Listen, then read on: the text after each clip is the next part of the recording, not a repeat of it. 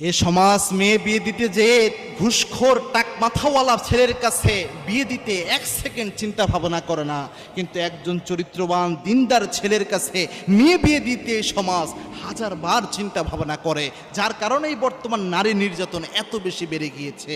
দেখেন আমাদের বর্তমান যে বিয়েগুলা হচ্ছে, এক একটা ময়দার বস্তার সাথে যেন টাকার বস্তার বিয়ে হচ্ছে।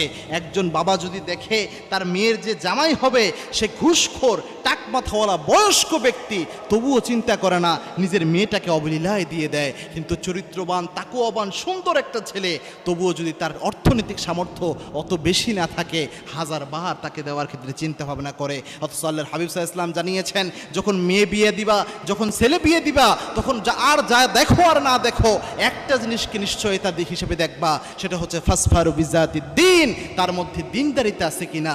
যদি দিনদারিতা থাকে আর অন্য কিছু কমও থাকে, তবুও নিশ্চিন্তে তার কাছে ছেলে মেয়ে বিয়ে দিয়ে দাও।